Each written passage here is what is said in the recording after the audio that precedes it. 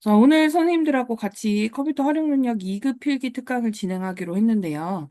그동안 2급은 우리가 종강을 했잖아요. 그래서 공부하시던 이 많은 것들 쭉 다시 보시면서 공부를 해서 이제 빨리 시험을 보셨으면 좋겠고, 실기까지 통과하신 분이 벌써 이제 한 분이시잖아요. 그래서 필기부터 같이 시작을 하셔야 될 것 같아요.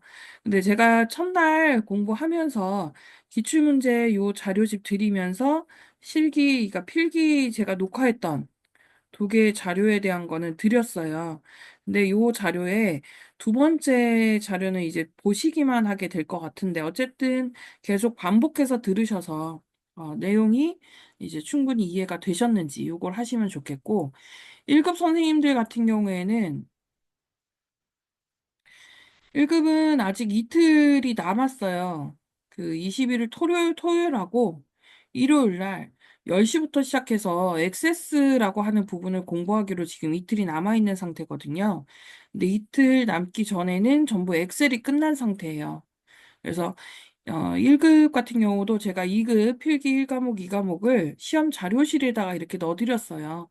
그래서 그거 보시면 좋을 것 같고, 2급은.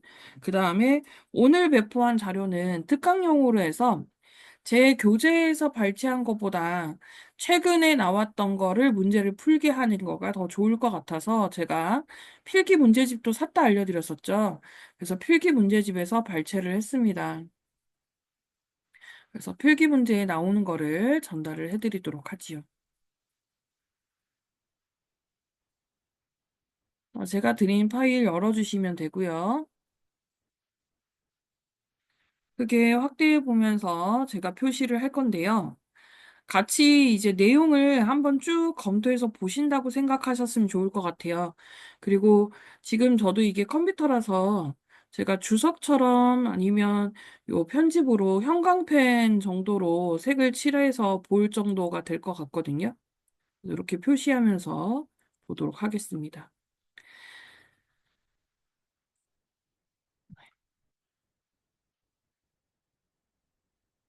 이제 컴퓨터에서 가장 이제 시험 문제가 컴퓨터 일반이라고 하는 거 하나랑 아, 일반이라는 거 하나랑 키모드에서 볼게요. 음,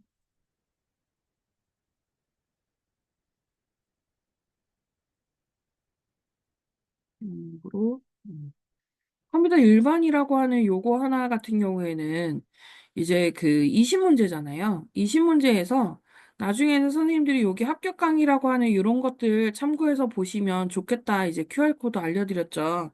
그래서 QR코드 보시면 되겠고, 지금 이 파트에서 다뤄질 게 20개, 20개 정도에서 40개만 핵심으로 요약 정리된 거고, 상시 시험 문제에 나오는 3회차 시험이에요. 3회차 시험이면 40개씩 3개부터 먼저 풀어보시라고 오늘 정리하는 거거든요. 그래서 저랑 같이 내용을 보신 다음에 정리 차원에서 3개의 문제를 풀어보시고 이틀 뒤에 다시 정리할 때에는 선생님들하고 새로운 내용을 진행을 하게 하던가 아니면 추가 문제풀이 정도에서 다시 한번 살펴보도록 하겠습니다. 그래서 윈도우즈의 특징은 우리의 운영체제 지금 사용하시는 이 윈도우라고 하는 거에 대한 특징 문제는 반드시 하나 정도가 나와요. 그래서 과거에서는 우리가 자동 감지라고 해서 PMP라고 하는 요게 나왔었거든요. 플러그 앤 플레이. 우리가 전원선을 컴퓨터 전원을 플러그에 꽂아야 전기를 공급받아서 사용하는 것처럼 컴퓨터에는 어떤 장치라든가 이게 블루투스가 되던 USB가 되던 클릭으로 이제 꽂게 되면 컴퓨터가 바로 인식해서 프로그램에 드라이버도 설치하고 사용할 수 있다라는 거예요.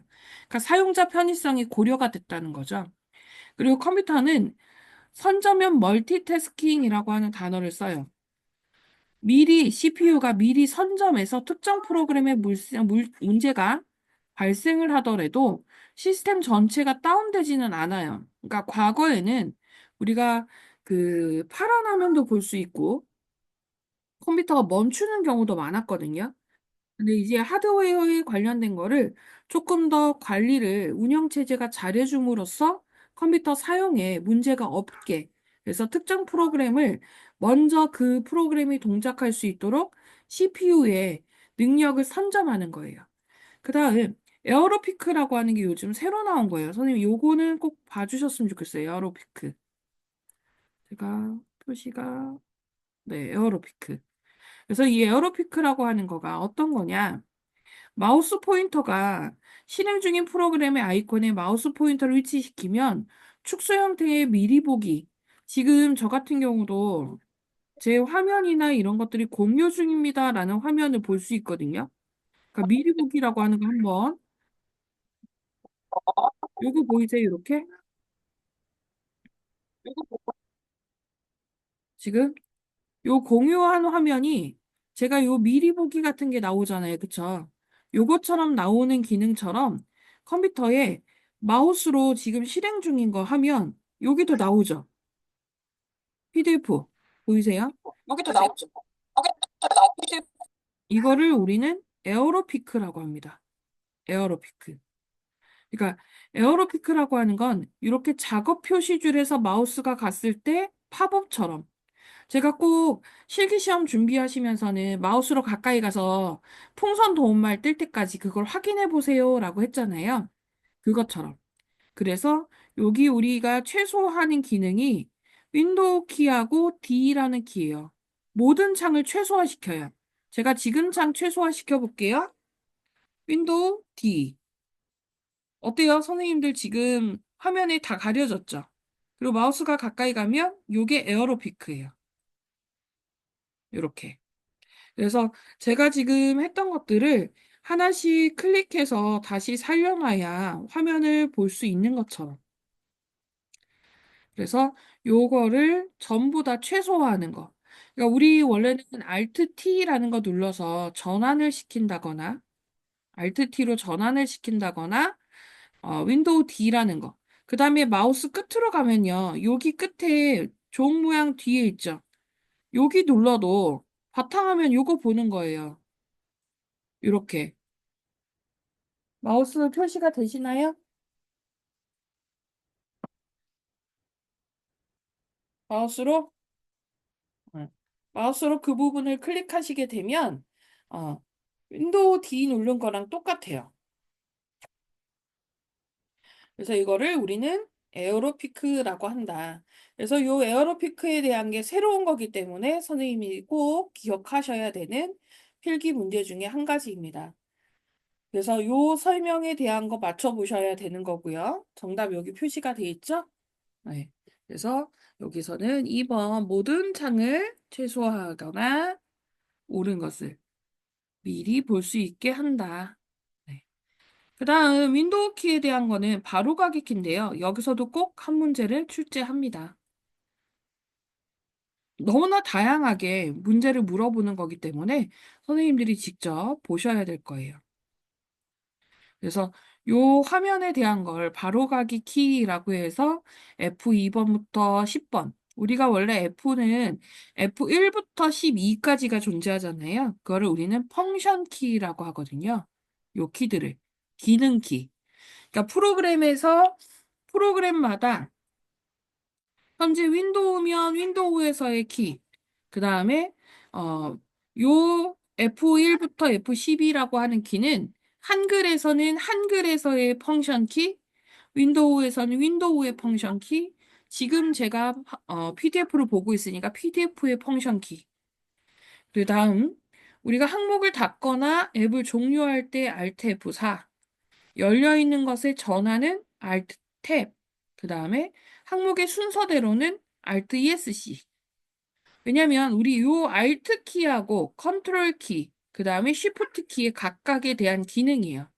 그리고 윈도우 키도 상당히 기능을 많이 갖고 있어요. 윈도우 키하고 같이 눌러졌을 때. 그래서 여기서의 바로가기 키에 대한 것을 옳은 것은 옳지 않은 것은 제일 중요한 거는요. 시험장 가셔서 이렇게 옳지 않은 거, 틀린 거, 해당하지 않는 거, 거리가 먼 거, 속하지 않는 거 찾는 거예요. 우리가 정확하게 뭔가를 질문할 때 이렇게 기능에 옳은 것은 이라고 하는 거는 하나를 맞춘 거잖아요. 정확하게 한 가지를 알고 있어야 맞는 것. 그 다음에 여러 개를 다 알고 있어야 맞출 수 있는 것이 옳지 않은 것이에요. 옳지 않은 것, 틀린 것, 속하지 않는 것, 해당하지 않는 것, 거리가 먼 것, 이런 것들. 그래서 이런 문제에 대한 것도 신경 쓰셔서 맞추실 수 있어야 된다. 자, 그래서 얘는 3번. 컨트롤 ESC라고 하는 거는 메뉴를 부르기가 아니에요.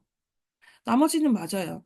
Shift 딜리트 이것도 뒤에 가서 휴지통에서 시험 문제가 꼭 잘 나오는 문제이게 합니다. 그래서 문제 이렇게 두 가지. 자, 그 다음 바로가기 아이콘이라는 걸 보도록 하겠습니다. 우리가 여기 화살표 이렇게 돼 있는 거 있죠? 네. 이렇게 화살표에 모서리에 화살표가 있는 것을 우리는 바로가기 키 또는 단축 아이콘이라고 합니다. 단축 아이콘. 그래서 이 단축 아이콘이라고 하는 건 확장자가 LNK예요. 링크를 갖고 있거든요. 그리고 중요한 거는 바로가기를 삭제해도 연결된 프로그램은 삭제가 되지 않습니다. 그 다음에 바로가기 키를 만들 때에는 컨트롤 쉬프트를 누른 상태에서 바탕화면으로 드래그 앤 드롭을 하면 아이콘을 따로 만들 수 있어요. 그래서 이 바로가기 아이콘이라는 거예요. 바로가기 아이콘.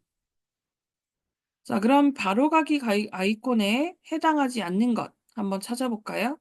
바탕화면에 있는 것 중에 바로가기에 대한 거. 우리 왼쪽 아래에 화살표 모양 있지요? 맞아요. 그 다음에 바로가기 아이콘을 삭제하면 연결된 실제 파일도 삭제된다? 삭제되나요? 삭제되지 않는다 그랬죠. 바로가기 아이콘만 삭제된다. 네. 그 다음 우리 휴지통 시험 문제에 꼭 나와요. 휴지통. 역대 휴지통 시험 문제 안 나온 적이 없습니다. 그래서 휴지통은 임시로 저장하는 장소라 복원이 가능해요. 그래서 우리가 다시 되돌리는 복원이 가능하고 각 드라이브마다 설정도 할 수 있어요. 각 드라이브마다. C나 D 따로따로. 그리고 복원을 하게 되면 원래 위치를 찾아가요. 원래 위치. 그 휴지통 내에서는 데이터 실행 작업이 불가능하다. 그리고 제일 중요한 거예요. 휴지통에 보관되지 않고 삭제되는 경우. 그래서 플로피 디스크라든가 휴지통을 비우게 할 때, 요게 중요한 내용이에요. 그래서 비우기 한 다음에 또는 Shift 딜리트 누른 다음에 지워진다. 그러면 휴지통에 임시 보관되어 복원이 가능한 경우 언제일까요?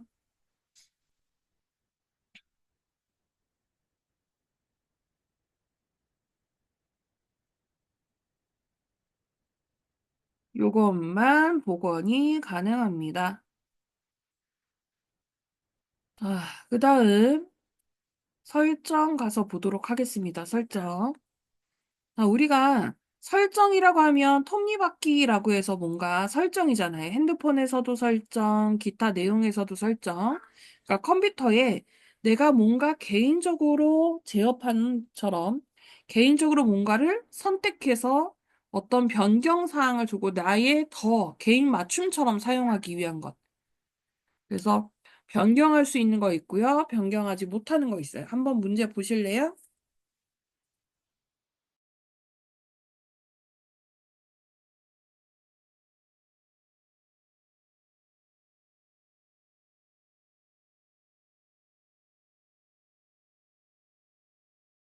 답이 몇 번일까요? 옳지 않은 것.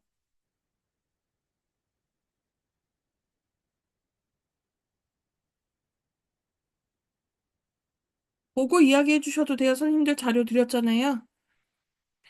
개인 설정에서 할 수 없는 것. 화면 보호기, 지금 여기 화면 보호기 있어요, 없어요? 디스플레이의 해상도, 이런 것들 있죠. 그러니까 각각 보셨을 때 여기 네트워크 아래서도 봐야 되니까 네, 화면 보호기 4, 4, 2, 3 이렇게 외워서 하셔도 돼요. 뭐 할 수 없다고요? 옳지 않은 것.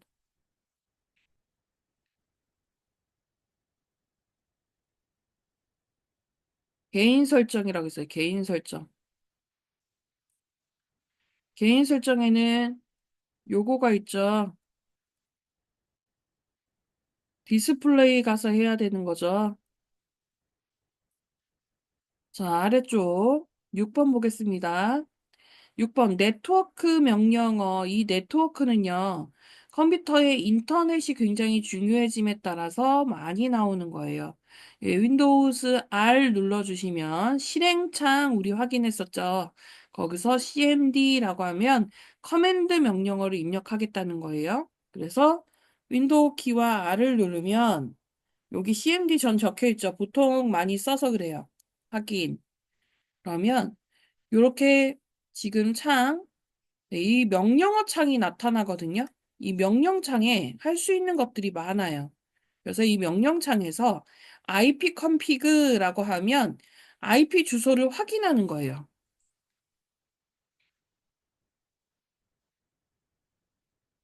그러면 제 IP에 대한 거 확인됐죠?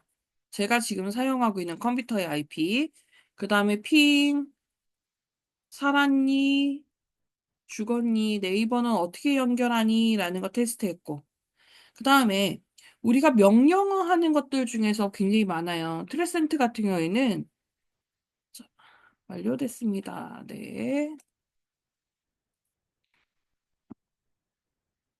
그래서 명령창이 다시 나오면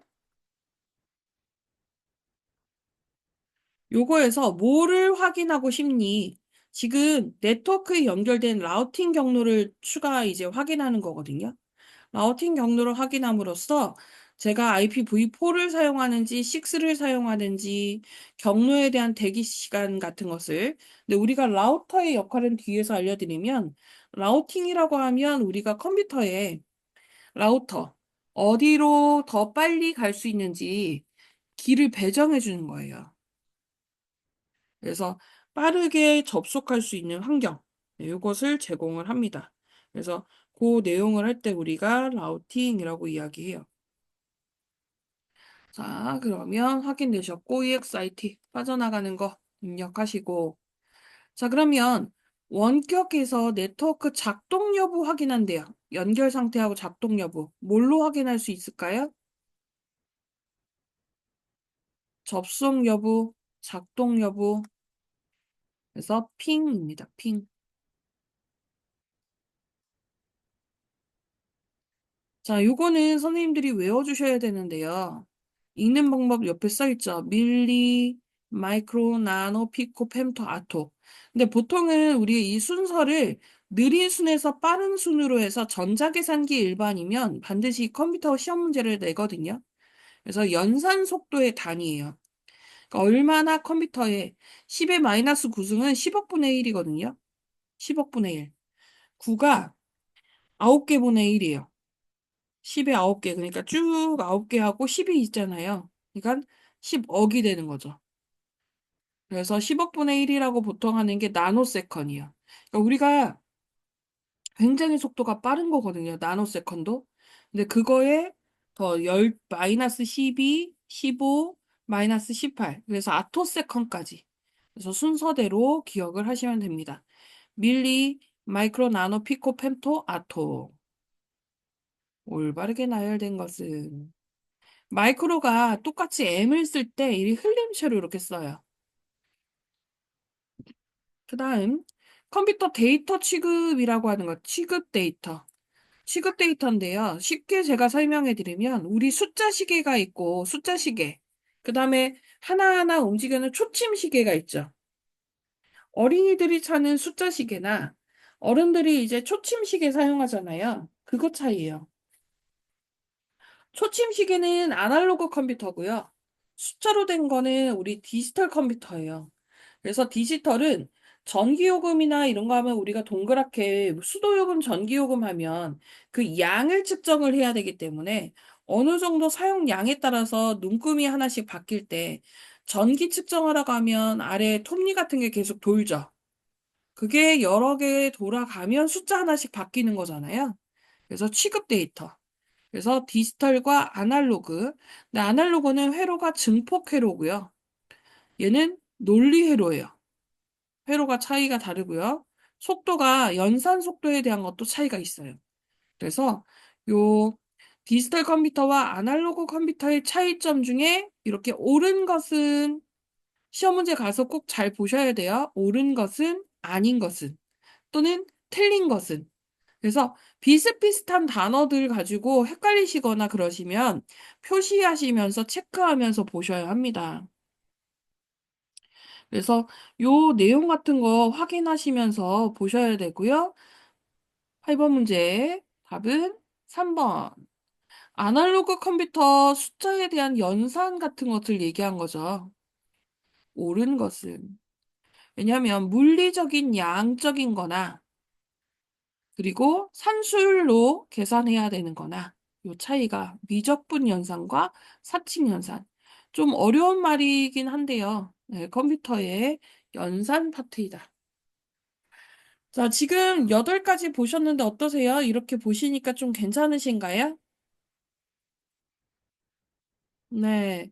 같이 한번 쭉 보시고, 시험 문제 풀어보시고, 그 다음에 다시 또 한번 정리하는 시간 가지면 아마 필기 시험 자신 있게 보실 거예요.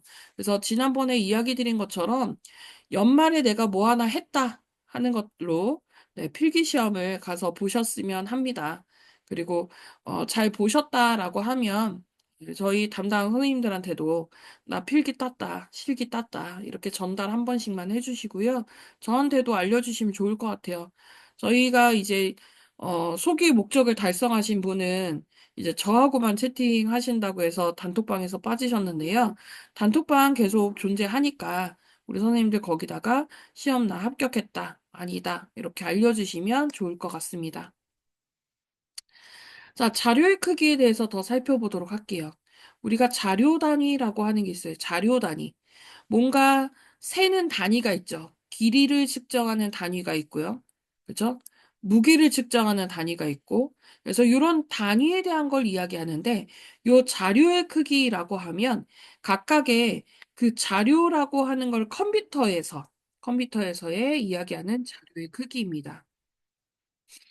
그래서 컴퓨터 자료의 크기라고 하면 비트, 니블, 바이트, 니블이라는 것도 저희가 중간 단위로 사용을 해요. 그래서 꼭 없는 건 아니다. 그래서 니블 지울게요.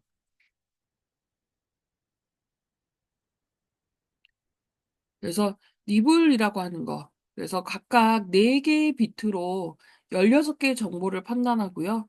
근데 시험 문제는 정보의 최소 단위라고 하는 비트, 문자의 기본 단위라는 바이트, 그 다음에 컴퓨터 내부 명령어의 워드 이런 걸 얘기하는데, 요거와 함께 파일, 레코드가 모여서 파일, 그리고 파일들의 집합이라고 하는 데이터베이스라고 하는 걸 봅니다. 그래서 컴퓨터에서의 이런 단위를 얘기하는 시험 문제로 출제를 해요. 자, 문제 한번 볼까요?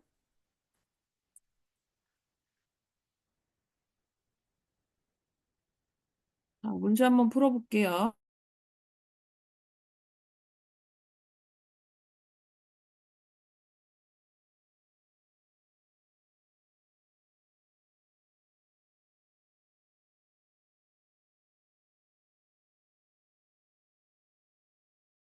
자, 뭐가 옳지 않은 거예요? 얘는 몇 비트가 모이는 거죠? 4개가 모이는 거예요. 8개는 바이트, 4개가 니블.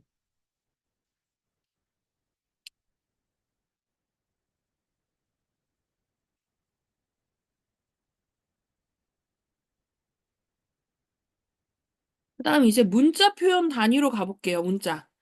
네, 문자는 제가 이야기했는데 녹화할 때 부적절하지만 이 문자 표현에 대한 거는 요 미국 표준 코드 굉장히 많이 나온다라고 한번 얘기했었죠. 그래서 미국 제가 아스키 코드다 그래서 미국 아스키 코드 뭐 이러면서 제가 알려준다고. 그래서 BCD 코드 같은 경우에는 이진화 10진 코드 바이너리 코드라고 하거든요. 바이너리 코드 디지트. 그래서 전 비트하고 디지트 비트 이렇게 나눈다. 근데 보통은 아스키 코드에 대해서 대소문자가 구분이 가능하다. 그리고 얘는 2의 7승 128가지를 표현한다. 네, 이게 특징이고요. 그래서 256가지의 문자를 표현할 수 있다. 네. 그 다음에 EBCDIC는 요 BCD 코드의 확장이에요. 그래서 확장 이진화 10진 코드라고 합니다. 그런데 더 시험 문제 나오는 거는 이제 유니코드이다. 우리나라 한글에 대한 개수도 물어봤었고, 그죠? 세계 각국의 언어들을 할 수 있는 얘는 국제 표준 코드예요. 국제 표준 코드. 그래서 유니라는 단어가 붙어 있어요. 유니버셜이라고 하는 거에 약어가 포함되어 있어서 유니코드입니다. 그래서 이에 16승만 해도 65,536자까지도 표현이 가능합니다. 그러니까 모든 단어들에 대한 게 많이 포함될 수 있다. 그래서 요 개인용 코드에 대한 거가 시험 문제에 나오고요. 그리고 해밍 코드, 그러니까 원래는 선생님도 굉장히 두꺼워요. 필기책도. 근데 이게 아주 요약으로 정리되어 있는 거니까 요 저랑 한번 보신 다음에 객관식으로 나온 문제들 좀 풀어보시고 이렇게 조금 역으로 자료를 더 찾아보면서 공부를 해야 돼요. 그래서 그 내용들 살펴보셨으면 좋겠고 그 다음에 개인용 컴퓨터에서 정보통신용으로 사용되는 코드 3개 존, 비트와 4개의 디지트 비트. 그래서 코드의 3개와 존 3개, 디지트 4개. 보통은 제가 뭐가 시험 문제 많이 나온다? 네, 아스키 코드가 제일 많이 나온다.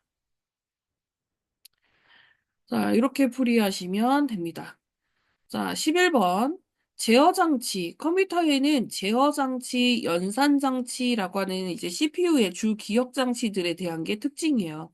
이 제어장치부터 나와요. 제어장치의 프로그램 카운터. 프로그램 카운터는 다음에라는 걸 기억하세요. PC는 다음에. 그 다음에 명령 레지스터, IR은 현재. 이게 키포인트야. 나머지들도 많이 있는데요. 이제 이 두 가지가 키포인트고, 나머지는 시험 문제에 나오는 것들을 보시면서 네, 역으로 공부하셔야 합니다. 자, 제어 장치의 구성 요소라고 하는 거 아닌 것은이죠. 옳지 않은 것은 구성 요소는 굉장히 다양하기 때문에 다 보셔야 되긴 해요. 근데 여기서 부호기, 프로그램 카운터, 보수기, 명령 해독기 그러면 부호기, 프로그램 카운터, 보수기라는 거가 어디가 있어요? 연산 장치에 있어요. 그래서 보수기. 자, 그 다음 산술 논리 연산의 결과를 일시적이라고 하는 게 있어요. 요 단어는 무조건 일시적. 네, 일시적이라고 하는 거는 누산기입니다. 누산기. 어큐뮬레이터. 여기 일시적. 제가 표시한 것들이 주로 많이 나오는 것 중에요. 이 내용 중에. 자, 그래서 일시적 그러면 누산기. 누적해서 계산하려면 일시적으로 기억을 해주는 거잖아요. 그래서 누산기입니다. 자, 그 다음 주기억장치 가볼게요. 주기억장치. 우리 주기억장치라고 하면 우리는 머릿속이 주기억이죠. 네, 뇌가 주기억이고 보조기억장치가 지금의 이런 노트나 뭔가의 자료예요. 그러니까 이 자료가 어디 있다라는 걸 기억하는 건 주기억 장치에서 하고 실제 내용들 같은 경우도 기억을 일시적으로 하잖아요. 그래서 롬과 램의 기억 장치에 대한 게 나눠져 있다. 그래서 우리 롬이라고 하면 얘는 읽기만 가능해요. 리드 온리 메모리예요. 리드 온리 메모리. 그러니까 뭐만 오직 읽기만. 그런데 요 읽기만 가능한 것 중에 롬이라고 하는 것 중에 종류가 있어요. 다양한 종류가 있는데 여기선 두 가지만 이야기했습니다. 이는 하나 적혀 있는 건 자외선, 두 개 적혀 있는 건 전기. 요거는 자외선으로 썼다 지웠다, 전기로 썼다 지웠다가 된다라는 얘기예요. 우리 핸드폰에는 요 전기로 썼다 지웠다 하는 EEPROM이 저장 장치로 사용되고 있는 거예요. 그래서 우리 선생님들이 핸드폰이 전원이 꺼 있으면 기억되지 않죠. 그 다음에 램이라는 게 있습니다. 랜덤 억세스 메모리. 그래서 이 랜덤 억세스 메모리는 소멸성이에요. 전기 공급이 되지 않으면 휘발성이라고 해요. 지워져요. 그래서 S램과 D램이 있어요. 스태틱, 다이나믹 이렇게 두 개가 있는데 스태틱이 가격이 비싸고 용량이 적은데 속도가 빨라요. 그래서 얘는 캐시 메모리에 주로 사용된다. D램은 단순하고 느리고 집적도가 높아서 컴퓨터의 메모리로 사용하는 게 D램이에요. 재충전이 필요해. 재충전 시간이 필요해. 이게 특징입니다. 그래서 E라고 하는 거 하나가 적혀 있죠. 그죠? E는 뭐예요? 자외선. 옳은 것은 자외선으로 이용해서 여러 번 지웠다 쓸 수 있다. E가 두 개 적혀 있으면요. 전기. E가 두 개 적혀 있으면 전기. 자, 그 다음 이제 기타 기억 장치 중에 기타에서 나오는데요. 이 기타에서 캐시 메모리, 연관 메모리, 가상 플래시 메모리. 근데 보통은 플래시 메모리가 상당히 잘 나오는 편이고요. 조금 전에 알려드린 것처럼 전원이 나가도 지워지지 않고 쓰게 하는 램과 롬에 대한 그 전원이나 지워진 그래서 수만 번 가능한 메모리를 우리는 플래시 메모리라고 합니다. 그래서 램과 같은 롬이에요. 그래서 여기 제가 EEPROM이라고 알려드렸던 거예요. 그래서 EEPROM. 그리고 주기억 장치처럼 사용하게 메모리 관리하는 거예요. 그러면 얘는 가상 메모리라고 하는 거 보세요. 가상 메모리.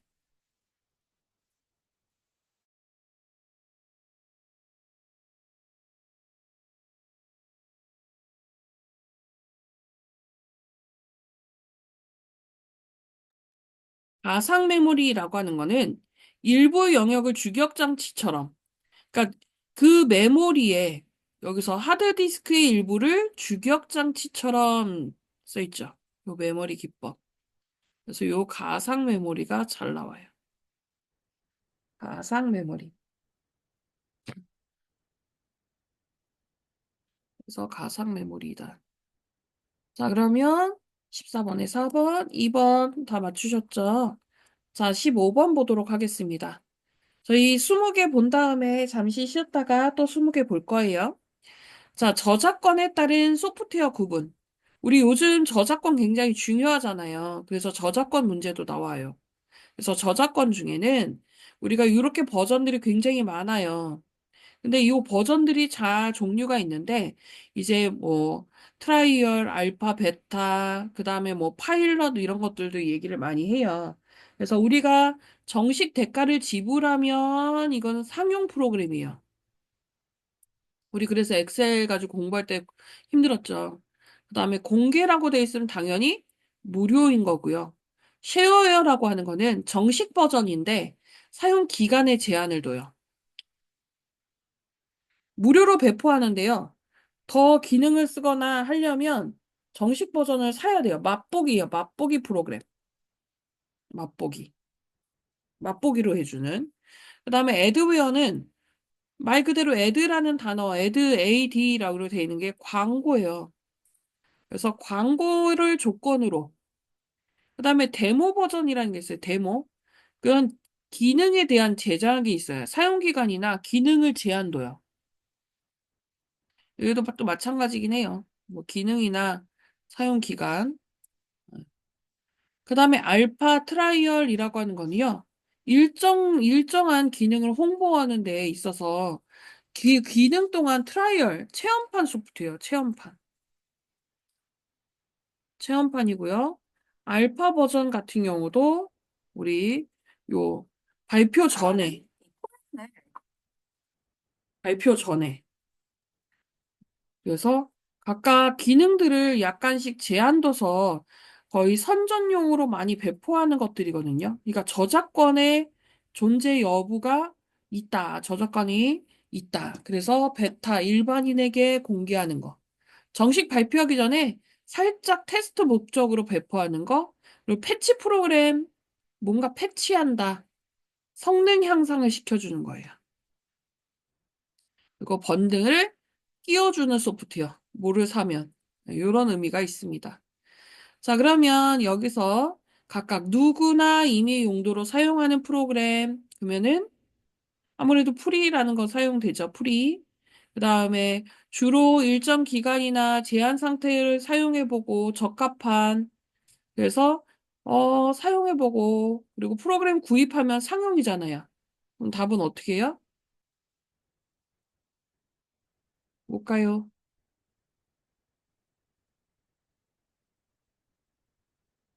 주로 누구나 임의로 사용할 수 있는 여기 프리가 있었나요? 아, 여기 이렇게 써 있는 게 프리. 네, 이렇게 써 있는 프리. 이렇게 프리, 쉐어, 상용. 자, 그 다음에 프로그래밍 언어 보겠습니다. 프로그래밍 언어. 프로그래밍 언어라고 하면 선생님들 이거 다 기억하셔야 되는 건 아니에요. 주로 나오는 거는 요즘 자바를 많이 사용하고 있고요. 모든 건 HTML, 웹에서 다 동작하는 뼈대를 갖고 있는 프로그램. 그리고 나머지는 지금은 사용도 하고는 있으나 조금 덜 사용하는 축에 많이 속하는 프로그램들이에요. 그래서 여기서 W3C라고 하는 제한한 표준한 그러면 HTML5에 속하는 요 언어입니다. HTML. 액티브엑스나 플러그인들이 없는 요거를 실행할 수 있는 웹 표준 언어 이게 제일 중요해요. 웹 표준 언어.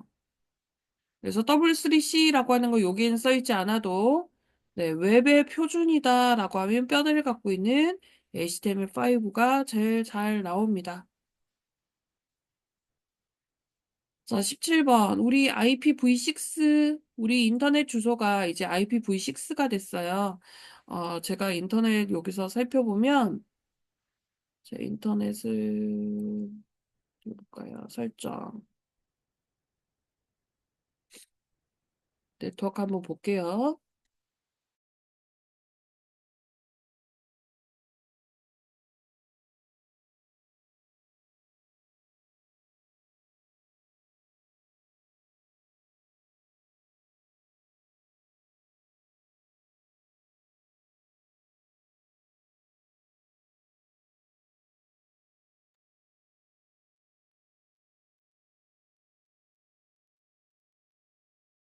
저는 노트북을 지금 사용하고 있어서 인터넷 주소에 대한 거가 이렇게 나타나 있는데요. 속성,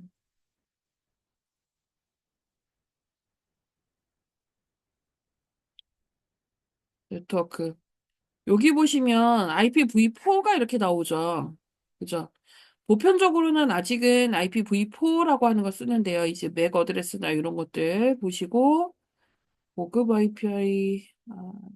IPv6가 인터넷이 요게 IPv6예요. 6와 4 주소가 있는데 6는 지금 보시면 요 사이가 콜론으로 구분돼 있죠. 콜론으로. 보이세요? 콜론. 이 콜론들. 그래서 여기는 두 개 중간에 숫자가 없는 거예요. 여기도 콜론. 두 개니까 하나, 둘, 여기도 하나, 셋, 콜론이 하나, 둘, 셋, 넷, 다섯 개가 있죠. 그래서 요 칸칸이 나눠져 있는 건데, IPv4 같은 경우에는 이렇게 네 자리가 나눠져 있어요. 저는 이제 가상 IP를 써서 얘가 지금 11번을 배정받은 거거든요. 그래서 이렇게 보인다. 그러면 IP 얘는 뭘로 나눠져 있다? 콜론으로 있다. 콜론으로.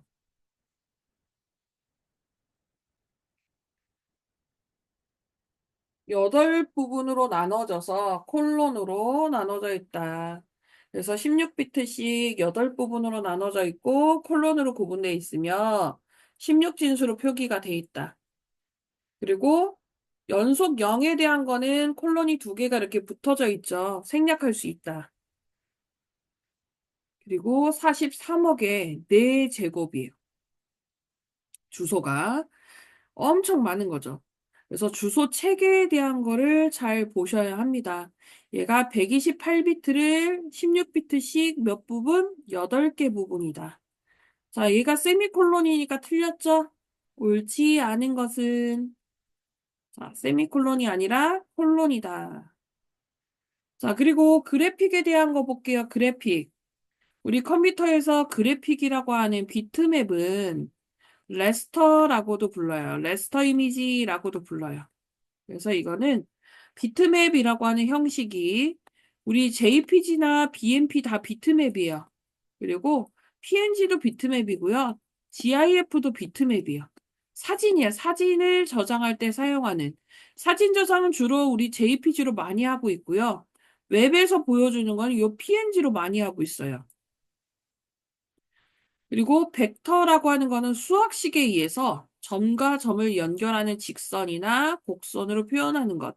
그래서 계단 현상이 발생하지 않고 위에 얘들 레스터 이미지는 점으로 하기 때문에 계단 현상이 발생을 합니다. 자, 비트맵 방식에서 옳지 않은 것. 자, 점과 점을 연결하는 거는 뭐라고요? 이게 벡터 방식이다. 자, 더 자세하게 읽어보시면서 문제 풀어보시고요. 여기 20번까지 한번 보도록 하겠습니다. 자, 그래픽 관련 용어예요. 그래픽 관련 용어. 그래픽이라고 하는 거는 우리가 사용하는 게 2D, 3D 굉장히 종류가 다양하죠. 그래픽이라고 봤을 때. 그래서 렌더링 한다. 외에는 3차원 질감을 표현하는 거고요. 디더링 한다. 그러면 뭔가 섞어서 쓰는 거예요. 섞어서. 그리고 인터레이싱 한다. 그러면 선명을 천천히 표시되면서 선명해지는 것을 인터레이싱이라고 합니다. 그러니까 흐릿하게 보였다가 점점 선명해지거나 이렇게. 그다음에 모핑. 이건 굉장히 재밌어요. 모핑. 너무 옛날 얘기하면 그런데 우리 고서영이 구미호로 바뀌는 거 보셨나요? 특수효과예요. 그러니까 사람이 구미호로 바뀌는. 그러니까 서서히 뭔가 변화를 시켜서 사물의 형상을 다른 모습으로 변화하는. 그러니까 뭐 헐크 같은 경우도 그렇죠. 평상시 사람인데 어떤 상황이 벌어지면 헐크가 되는 네, 그런 것들이고 모델링이라고 하면 3차원 그래픽으로 형상을 컴퓨터 내부에서 3차원으로 3D라고 하는 거를 가는 거예요. 그리고 안티 엘리어싱이라고 하면 우리 3D를 텍스처 몇 개를 샘플로 채취해서 색상을 변경하는 계단 현상. 그래서 화질을 개선하는 거예요. 화질 형성. 점을 점점점이라는 계단 부분이라고 하는 거. 계단 부분. 이게 제일 중요한 단어예요. 계단 부분. 단계가 생깁니다. 자, 그러면 기법 중에 옳지 않은 것은 그래서 옳지 않은 것을 지금 찾는 거죠. 그죠? 멀티미디어에서 모델링, 디더링, 모핑 맞죠? 디더링 같은 경우도 색을 섞는다 했죠? 색을 나타내는, 여러 색을 최대한 나타내는 모델링은 질감, 모델링, 내부에서 형상을, 질감은 뭐예요? 질감은 렌더링. 질감을 렌더링. 자, 네트워크 접속 장비라고 하는 거 볼게요. 네트워크 접속 장비. 네트워크라고 하면 우리 인터넷을 연결하는데 허브, 서로 연결해주는 기기들 있죠. 우리 허브사잖아요. 그죠? 그 다음에 라우터, 경로를 빠르게.